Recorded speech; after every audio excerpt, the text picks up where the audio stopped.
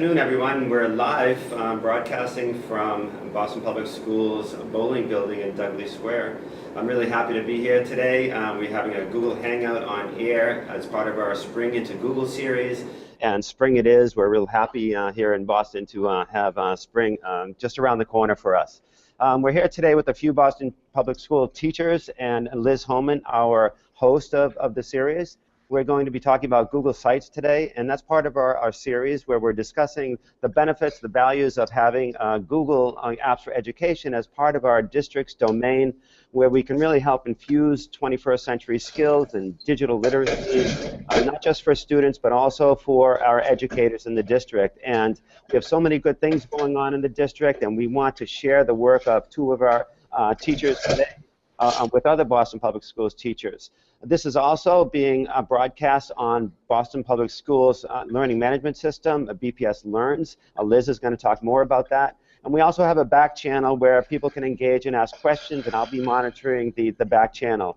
Again, I just want to thank you for joining us. I'm going to let Liz take over here, and I'll be in the back channel. Looking forward to your questions, comments, or anything you feel like chatting about Google Sites or Google in general today. Welcome. Thank you, Ed, for the introduction, and welcome, everybody. I want to go over some quick logistics before we get started, and I also want to make sure that I say a quick hello to the other two people you see down at the bottom of your screen. Hi, Kellyanne. Hi, Xavier. Hi. Hello. We're so glad that these two could join us today. They've been using Google Sites with their students, along with lots of other teachers in Boston Public Schools, to do some really innovative and creative things, and we're going to have them show off some of the cool stuff they've done with Google Sites here in a minute. But before we do that, I want to make sure everybody's oriented and give some quick overviews about the Spring into Google series, how to access course materials, and all of that fun stuff. So I'm going to go ahead and share my screen really quickly. If you want to know how to join the conversation for this Google Hangout on air, there is a link here that goes to a Today's Meet room, and what this room is essentially, it's like Twitter, only it's not Twitter, it's a closed room, and you can access this link in a number of places. So let me quickly show you how to access this link. If you log into BPS Learns, you'll be taken to the main page, and that's learn.mybps.org. You can see that up here. And on the main page of BPS Learns, which you log into using your BPS ID number and your hub password, you can access the course page right there on the front where it says Learn. There's a little coffee cup, Learn, and you can click on the Spring into Google link, and that will take you straight into our Spring into Google course.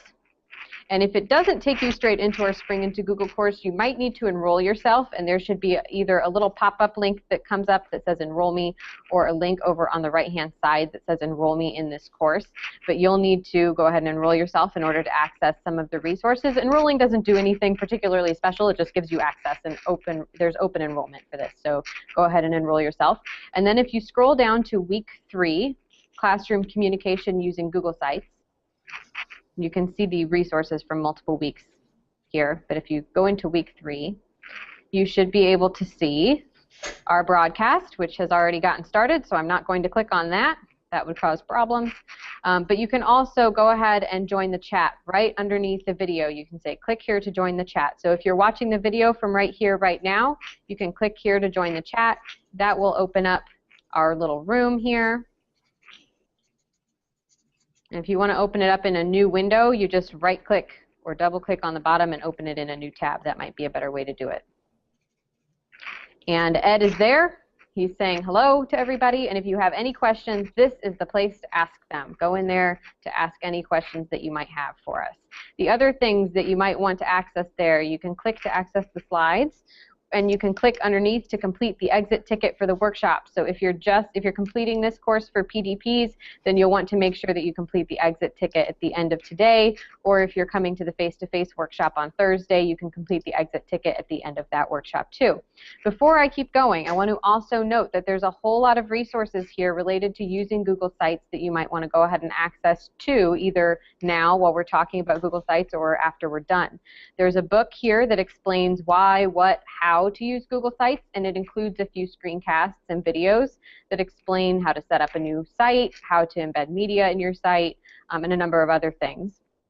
There's a little quiz here where you can test your knowledge and share some ideas about how you might use Google Sites. The instructions for accessing the quiz are right here underneath it. And then there's a whole bunch of examples from Boston Public Schools. We went in and looked at what sites people are creating in BPS, and we put together a little small archive of things people are doing in BPS with Google Sites, and we are showing you some of what we think are the coolest examples of Google Sites in Boston Public Schools. And then right underneath that are our workshop challenges for this week. You can either set up a Google site, add some multimedia content to a site you already have, or create a site to support a unit for your students. So we have a number of challenges ranging in difficulty down here. So that's a quick orientation to our BPS Learns resources and how to access the back channel and how to join the chat. Make sure that you click here to join the chat. I would suggest opening that up in a new window if you can.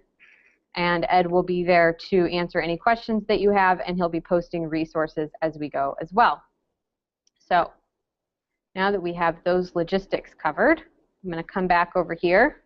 I went over most of these series reminders, but I want to remind everybody that next week we'll be talking about Google Blogger, that if you want to submit assignments to us and do some of the challenges, that you need to choose one challenge. You don't have to do every single challenge every single week. That would be a whole lot of work.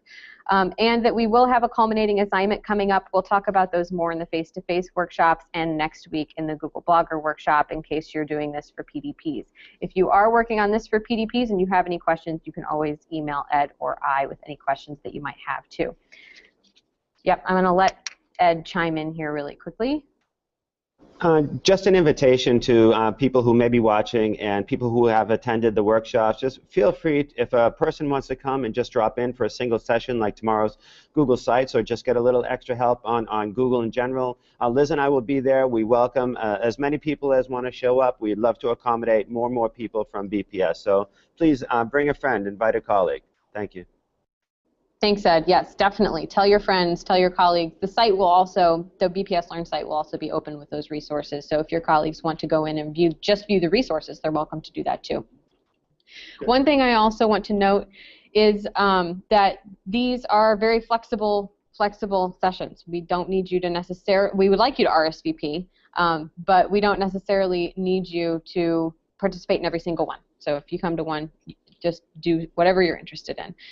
Let's talk about Google Sites a little bit. You can use Sites for a lot of things. It's one app, but it has a lot of very flexible uses, and that's one of the things we've tried to outline in the BPS Learns resources that we've showed you, is that you can create classroom websites for basically anything, for communicating with students, for communicating with parents, for communicating with your school community.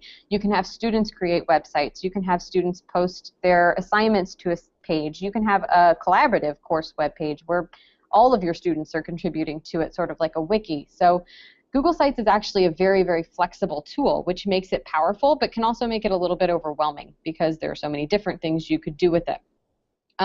You can create outreach sites for your school. This one by the Russell was one I wanted to highlight.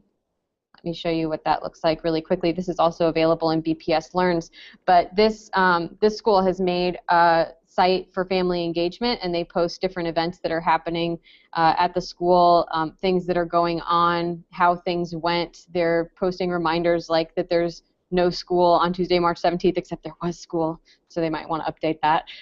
But they're posting their events here, and they're posting some parent-student council information about what it is, stuff like this. So this is a great example of using Google Sites for outreach. Here's some examples of ways that people have worked together to create collaborative unit plans, like this one from Boston Latin Academy. This is actually something that Kellyanne and her colleagues have created to help their 7th grade students see the connections between different disciplines and subject areas. She'll probably talk about that a little bit here in a minute. And you can have students create their own digital portfolios of their work to publish and share. That can be very motivating for students because it gives them a space to show what they've worked on and share it with their classmates, or even share it with a wider audience. So Google Sites is really very flexible, and that you're going to see that when these two talk about some of the things that they've done with Google Sites.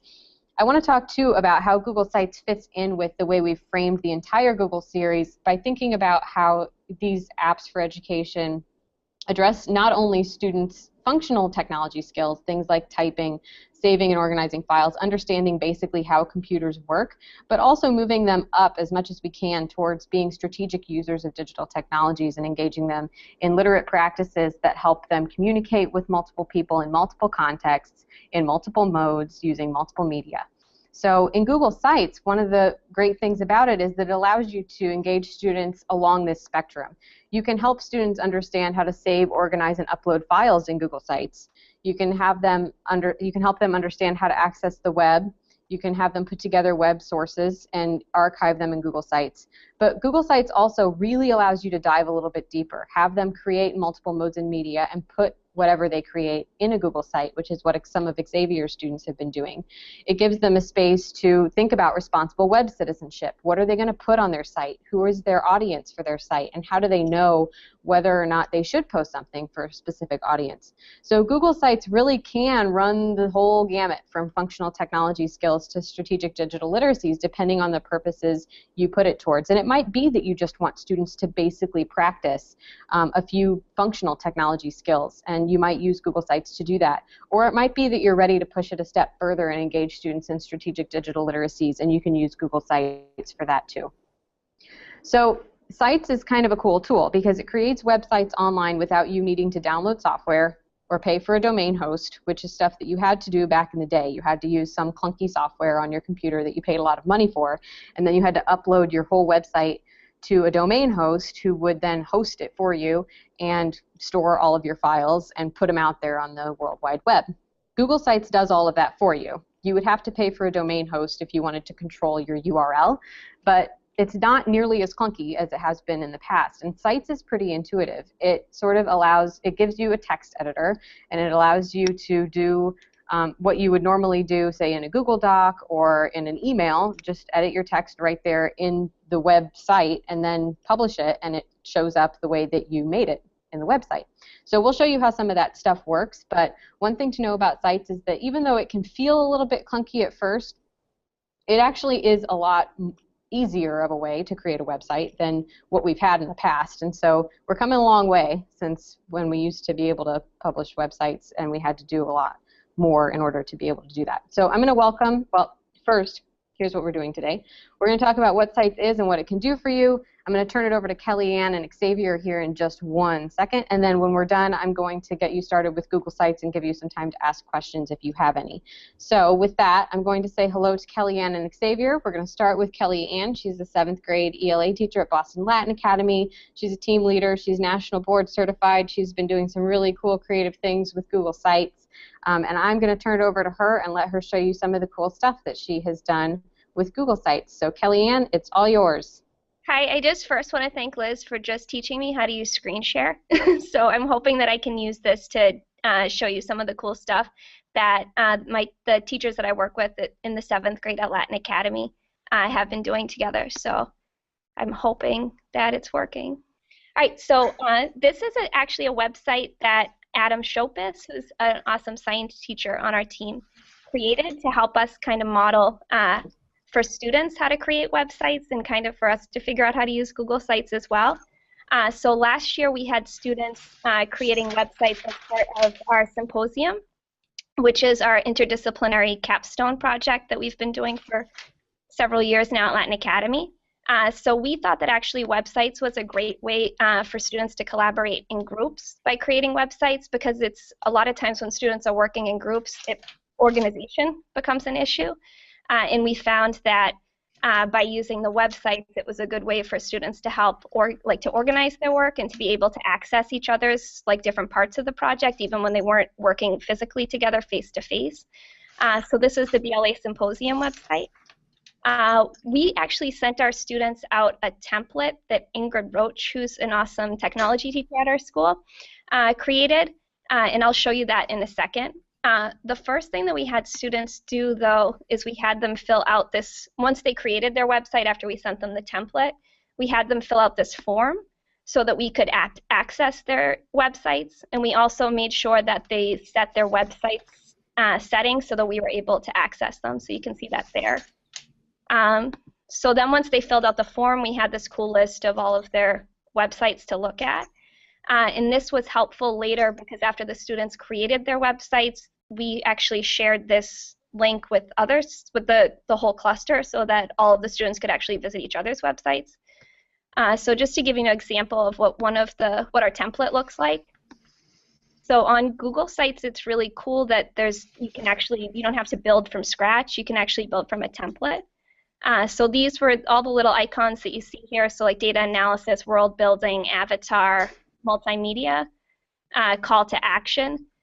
These were all different pieces of the assignment, and it's kind of a complex assignment, so it was a good way to represent symbolically to the students what the different parts were. So if you click on the different links, you can see some of the work that students created. So they made charts. They actually made avatars in Photoshop, because when all the websites were completed, they're able to then visit each other's websites and post comments on each other's websites, and they used their avatar as kind of the voice when they were commenting.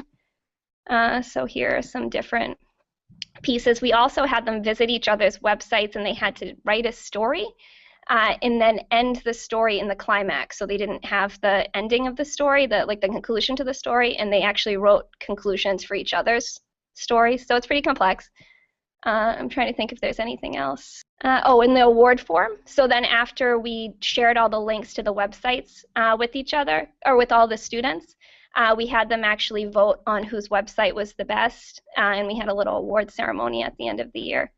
But that's that with our symposium stuff. I also think Google Sites is really cool for creating websites and sharing students' work with students outside your classes. Hi, Kellyanne, and this will go to Xavier as well. I'm just curious, you said that you learned how to use Google Sites and your students learned it this year. What was the learning curve for you and your students, or you and your colleagues first, and then how long did it take to really learn the tool so that your students could create their own sites and share them out with everyone else? It was kind of it was cool because it was a process of learning with the students. I mean, we were maybe like a step or two ahead of them at first, but I think that you probably know in working with students that even when you're a step or two ahead of them with technology, that once they get their hands on it, they're a step or two ahead of you. So that was kind of the process. I even found that today in working with kids and making infographics. I was like, all right, do that. I didn't know you could do that. It's always a great resource to be able to tap into your students as well, and to have that openness and wherewithal to do that. That's great. Thanks, Kellyanne. Kellyanne, could you talk a little bit about how you manage? You talked a lot about having the students engage in sites in groups and using that as a collaborative space for students. And I don't know that always occurs to people to use that as a collaborative space, because it sort of feels like they're going to create a website and that's sort of like a solitary practice. But could you talk about how you engage students in collaboration using sites, or how they worked together in those spaces, how you managed the sharing settings or anything else that you needed to sort of work on your end to structure that? Well, so the symposium is like an interdisciplinary capstone project, so it's at the end of the year. So throughout the year, I mean, collaboration is sort of built into everything that we do. So, I mean, by the time that they're working together, we use Edmodo a lot as well, so we talk to kids a lot about like etiquette on social media sort of through that venue. But like by the end of the year, in terms of collaborating, they were kind of used to, jigsawing things and working together, using technology. So it wasn't, I don't know if I can think of any like explicit steps. It was just kind of a learning process along the way. So that's a foundation that you guys sort of laid at the beginning of the year, and then what you're showing us is something that over the course of the year they've built the culture around doing, and then at the end of the year they're sort of ready to do that. Yep. That's good. You said it better than I did. Great. That's a good frame for us. That gives it some perspective. Good. Xavier? Hi. I wonder if you'd like to share a little bit too, and then we'll talk to both of you about what you've been doing. Thanks, Ed, Liz. This is awesome. I'm glad to have this opportunity to share out. So, Studio 312 Online. I started using Google Sites about 3 or 4 years ago. It was, those dog days of summer. I'm starting to get that anxiety of, oh my God, here we go again. What am I going to do on the first day? Who are these kids going to be? I hope everything works out. And I went online and I started looking at some resources, and Google Sites was one of the resources that people were we're talking about. So literally I went and found a template, and from there just started building it out. I would say it was more than 3 years ago, actually, probably around 4 or 5. Unbelievable. And little by little, I started to find what was working and what wasn't working, and just been expanding on it every year ever since. I should say, though, that every year I actually start a new site, for better or for worse, sort of keeping some of the architecture of the previous year's site and some of the best of the resources. But I like to have my Google site sort of start off small, so that when the kids go in, it's not an overwhelming threshold experience. It's sort of like, oh, okay, I see what's going on. Everything in here we've already talked about. So that's kind of how I started here. But I will say that English high school is a turnaround school, and there was this push to really be more transparent in your teaching, and to be able to share out on a moment's notice, what are you doing? What are the kids going to be doing in your classes? I'd like to see some of the artifacts from the teaching and learning. And it became, I mean, for those of you that sort of live that existence, it became, I was spending a considerable amount of time playing catch up to document that I'm actually teaching. And this site really did it helped tremendously. So as far as a use value for teachers, it's a one-stop shop for documenting, and it's just a repository for all the teaching and learning materials that you generate over time. The trick is keeping it organized and not forgetting that you actually have it, because I still find things, I'm like, wow, that was an amazing resource, that it's about a month too late. So Studio 312 online. Anybody can access the front page just with the link, and as you drill down deeper, some things you need to have permissions to see. But given that this is my, I'm sharing my screen, you see everything. So the basic page, you have a calendar, an attendance form if you missed. These are things that are important to me. And if you need help, so this is for these two forms are embedded. For me, this is sort of I described it as the kids. They're a very crafty bunch of kids, and this is my way of saying that my sieve, or my what is it called, a sieve, is that the little holes are very thin. I'm going to follow up. If you're not in class, I need to know why, and I'm going to follow up. And additionally, the need help. This was born out of a kid saying, I asked Mr. Roses for help, and he never seems to help me, and it wasn't the case. So once I put this up, it sort of eliminates that. I never have to say, like, well, why didn't you speak up? So it's the minute a student is lost or just isn't feeling comfortable speaking up, all they have to do is type in what's going on. They hit enter, and I get an immediate notification in my mail saying somebody needs your help. And that's a helpful thing as well. And all of this, it just, in the end, it's all aggregated into spreadsheets, so I have this all for my own purposes.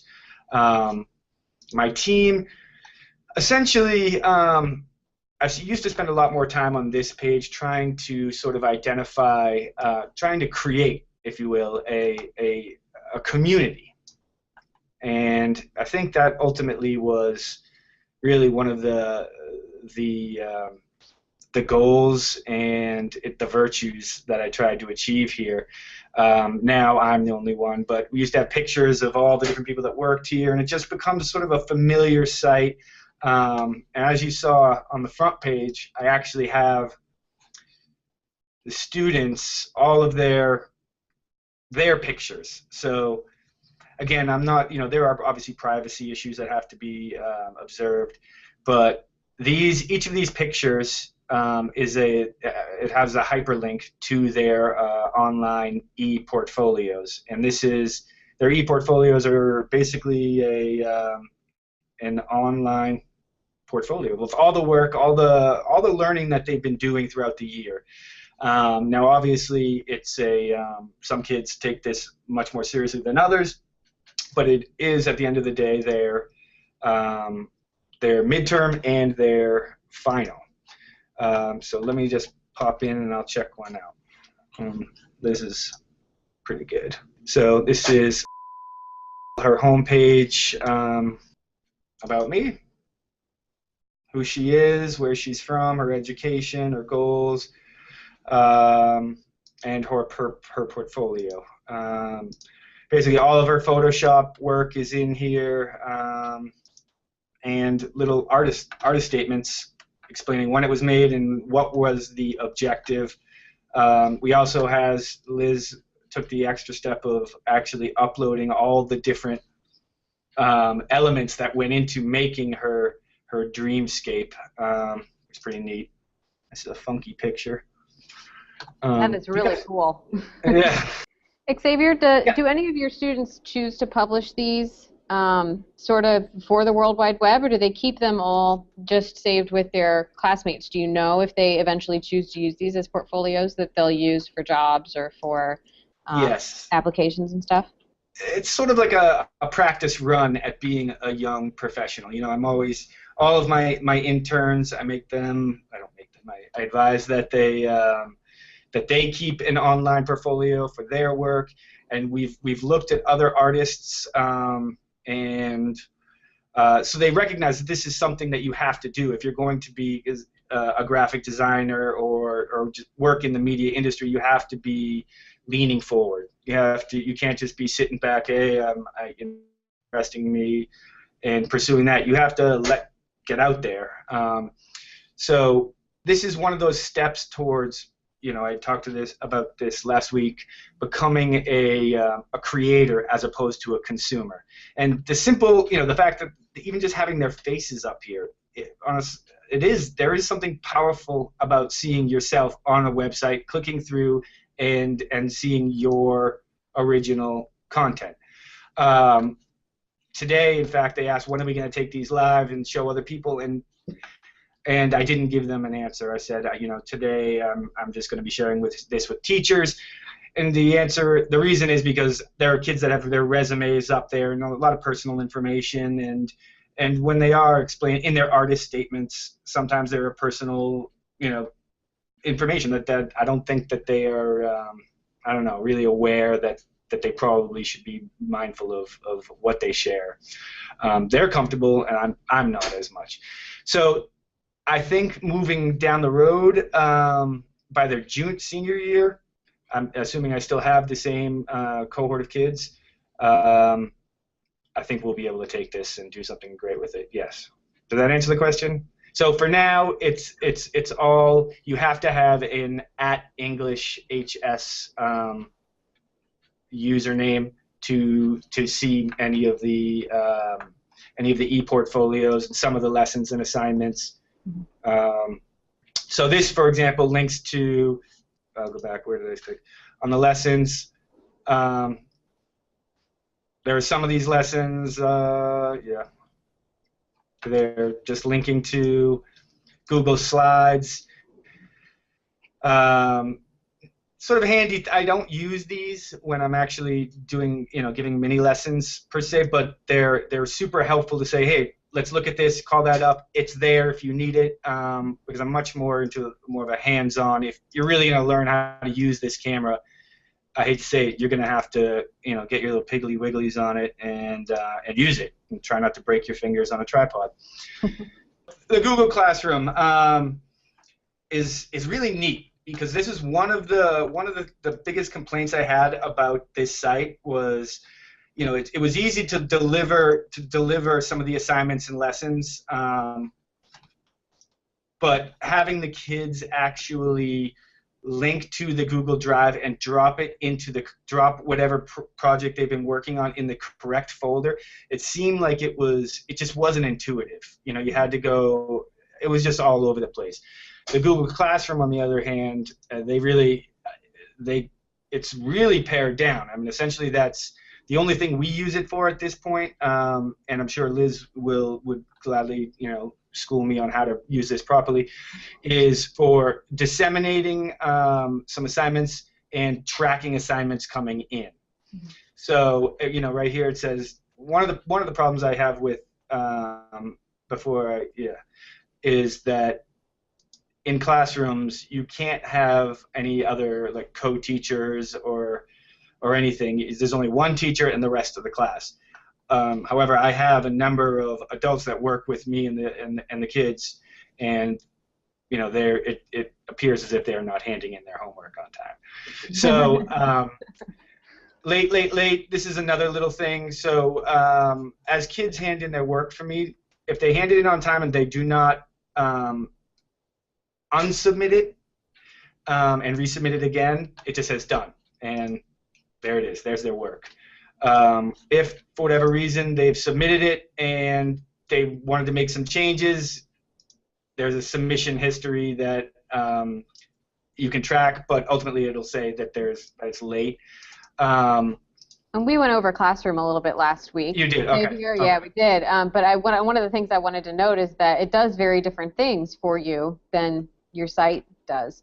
And so this gives you a space to sort of get student assignments to them and back from them, but it doesn't necessarily allow for the publishing space that you found to be pretty robust in Google Sites. But I wanted to note that you were using both. That these sort of integrate with each other fairly nicely. And if you have stuff set up in Drive, it's easy to pull it into Sites, but it's also easy to use it in Google Classroom. That's right. Yeah. Well put. So essentially, that's, at the end of the day, this and then my resource page, just little things that as I've gone along through the years that I've found helpful, you just start tossing up here. And, tutorials. If a kid misses something, I don't know how to do masks in Photoshop, this will link to either my tutorials or other tutorials that exist online. So that's really helpful as well. When you hear like, okay, this kid's going to be out for a week, can you gather up work for him? I say, he knows exactly what he's doing. Yeah.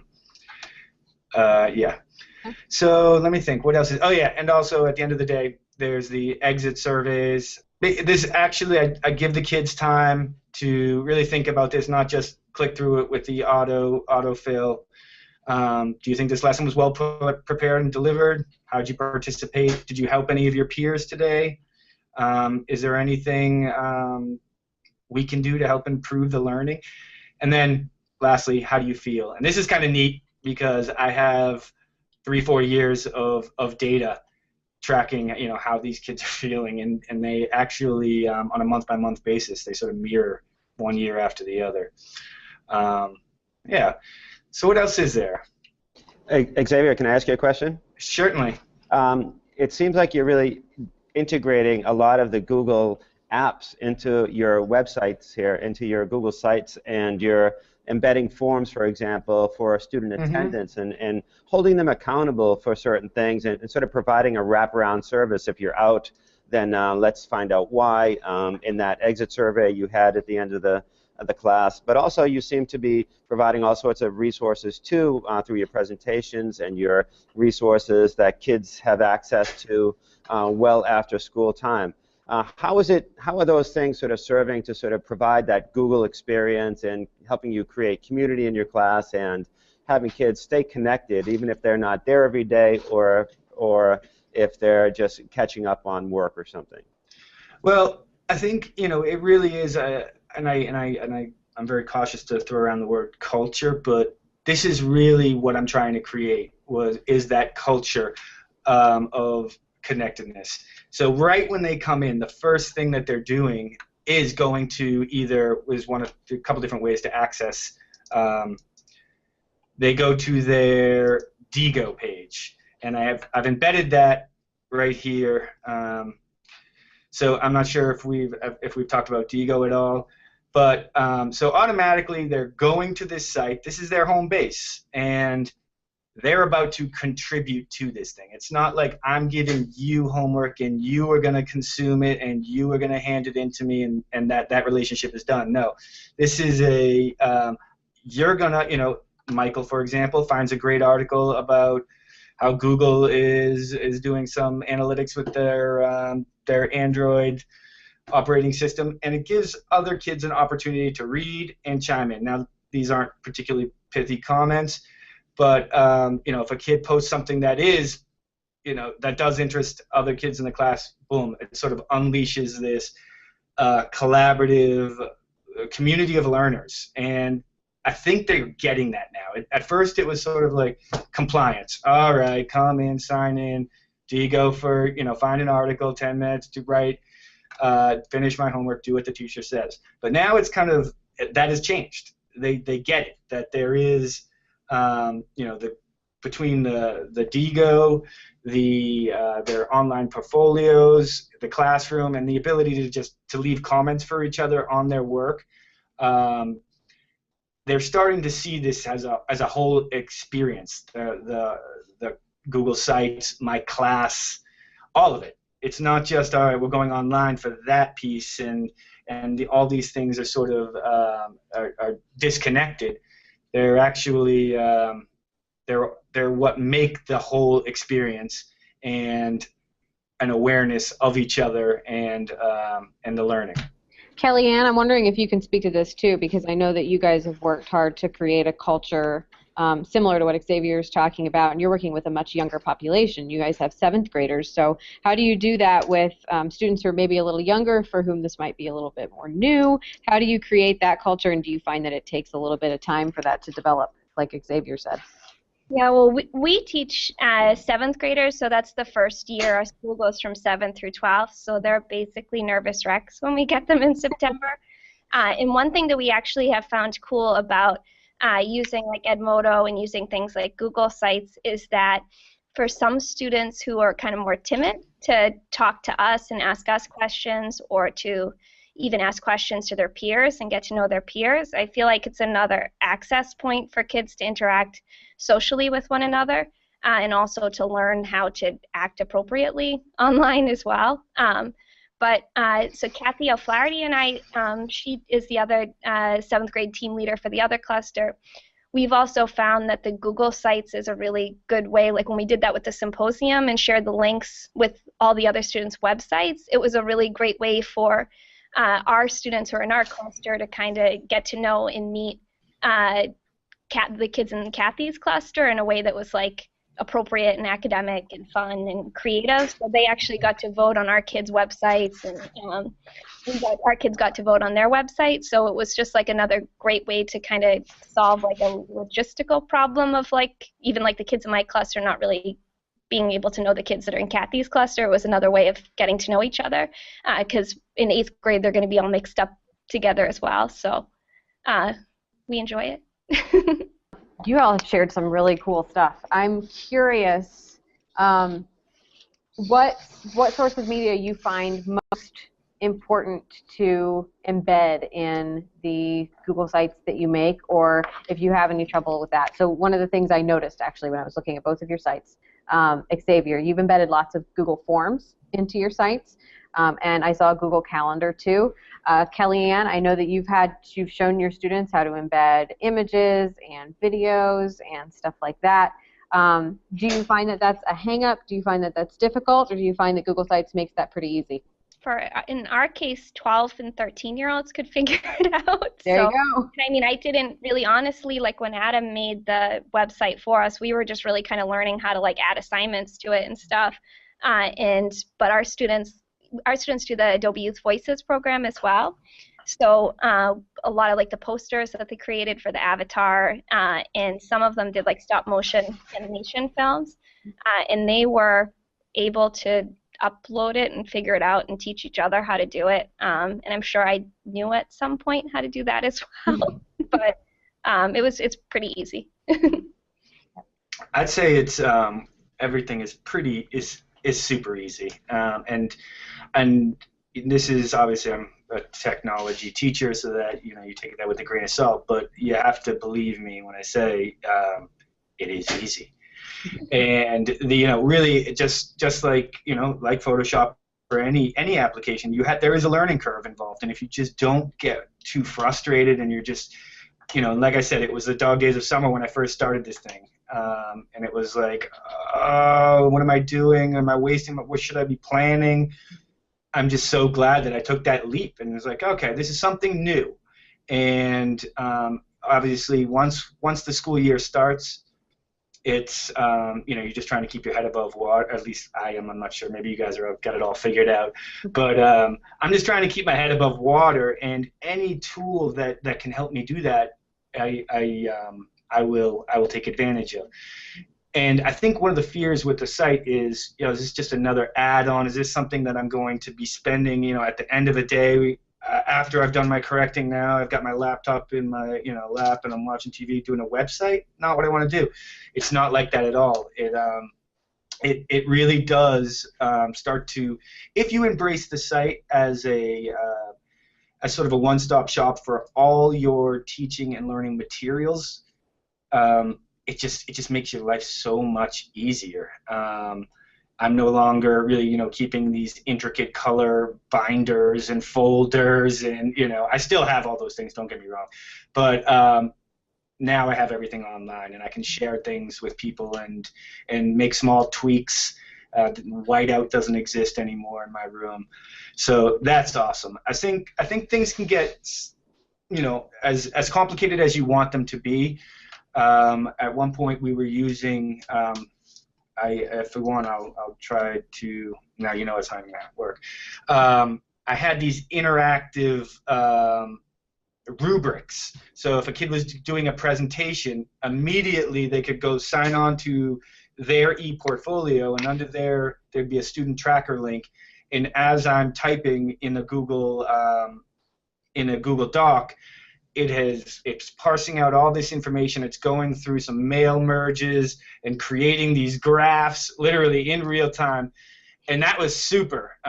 This was me trying to address, when the suits come through for the observation checklist. I'm like, it's physically impossible to do everything that they're talking about. So I was like, maybe I will be able to do it with all this technology. And that was my effort to give verbal, written, individual, differentiated, all at once, just a sort of a snub. But in the end, that became a very difficult thing. And I'd say part of the learning curve for me was saying, you know what, X, just because you can put it online, it doesn't mean that that's the best thing. Sometimes a kid just wants to hold the instructions in his hand and check off, and that's cool. So this is an evolving relationship I have with my online teaching, and if it's too difficult, I'm not going to do it. Xavier and Kellyanne, I just want to throw another question towards you, and it's what you just mentioned, Xavier, and that is the evolving nature of your work with online tools and Google in particular.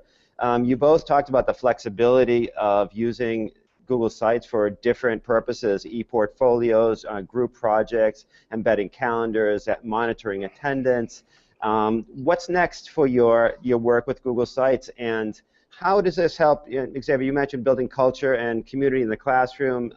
Kellyanne, and what about other educators? How are other educators tapping into your success with your students, and how is that being shared at your school or with your other colleagues?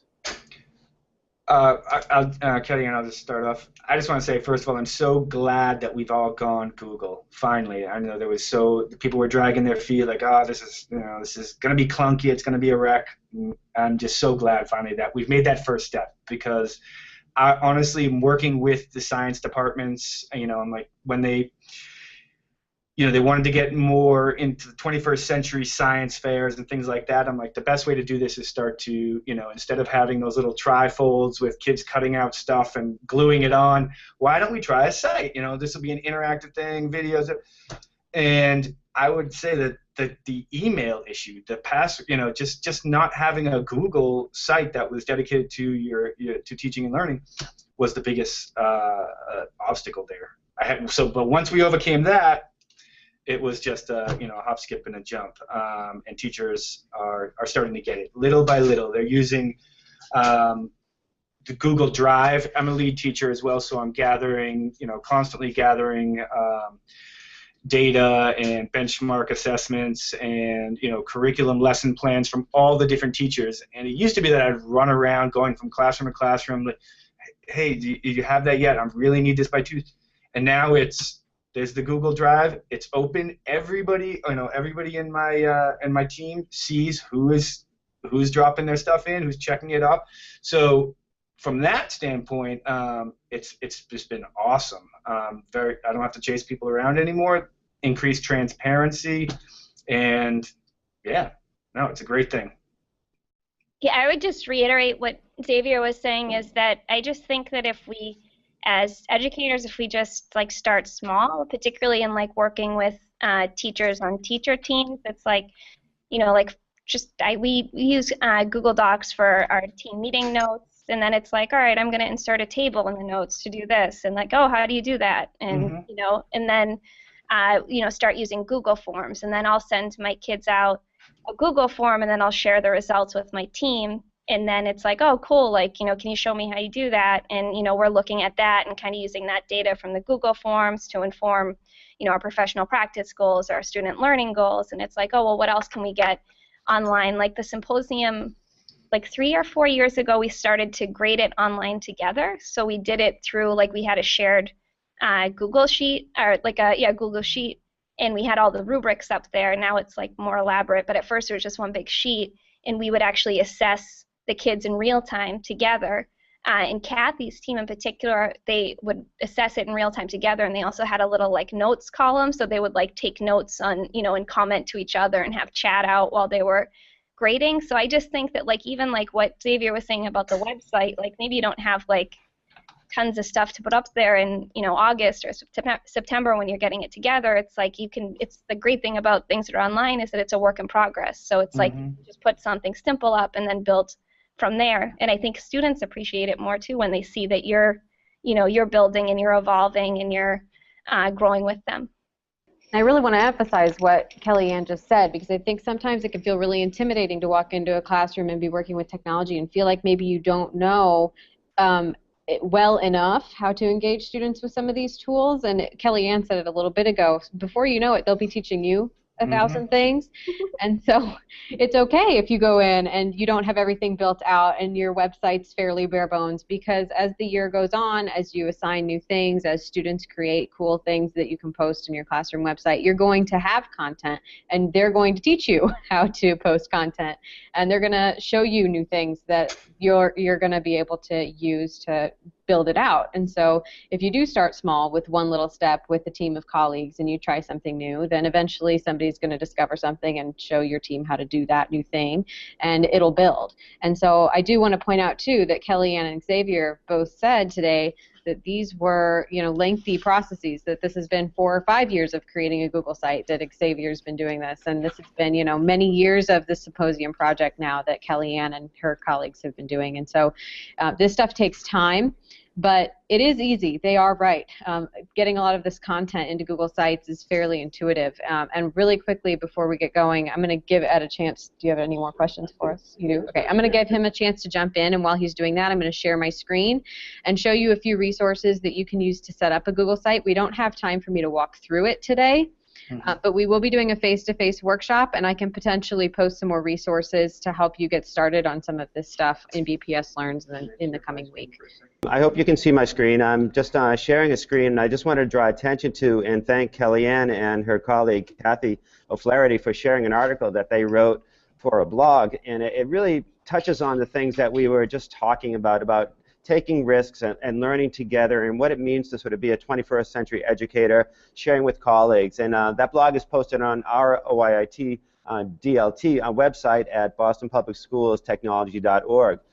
It's a great article. Kellyanne, thank you very much. And we're always looking for teacher voices, and that's what's so nice about having this panel here, and Liz's development of the Google course for the Spring into Google series, engaging with teachers and having teachers' voices represent their actual work they're doing, and helping us learn how to provide support and resources for other BPS educators. So it's a great article, Kellyanne. Thank you very much. And Xavier, I'll just say thank you very much for inviting us into your classroom earlier this year and having us host our Google series at English High School on Thursday. We'll be there this Thursday from 4:30 till 6:30 doing a workshop with some hands-on time for Google Sites. So thank you both very much for joining us. You're and welcome. I'm going to Liz share the rest of it, okay? Thanks. Thank you. Yeah, I want to echo his thank you and just give a few quick nods to some resources that we have available to you if you want to start setting up your Google site and you need a little bit more of a walkthrough of how to do so. In the Spring into Google series, under week 3, if you scroll down to this little book icon, Google Sites, the why, the what, and the how, and you go into that, that is basically a little ebook that I wrote. And it's not very long, because I didn't feel like writing a very long book about Google Sites. These two said it all. But if you click through it, there are some ideas for different things you could create in Google Sites, class websites for parents, for students, for showcasing student work, all of the different possibilities we just talked about with Xavier and Kellyanne. And there are 3 videos. The first one explains how to create your first Google site. And I walk through that whole process. I explain how to create a new classroom. I show you how that works and what it looks like. There is a video on sharing and permissions. So if you want to lock down your site so that only your students can see your students' sites, and you want to have, or you want to have a site that everybody's working on together, then this walks through how to do that. And then there's another one on embedding, and it actually looks like I got these backwards when I put the embed codes in, so I'll make sure that they're in the right order. But this one, we'll talk about how to embed media in sites. So you saw that Xavier had forms in his Google site, and that Kellyanne students had videos in their Google site. So those resources walk through how to get those different kinds of media into your sites. And then there are also, of course, the different examples of different things that you can do using Google Sites and different ways that BPS educators have used Google Sites. So go into BPS Learn, learn.mybps.org, go to week 3, check out the resources that are there. If you're taking the series for PDPs, then make sure you scroll to the bottom and complete one of the challenges. You can set up a site, you can add some multimedia, or you can create a site to support a unit that you're working on.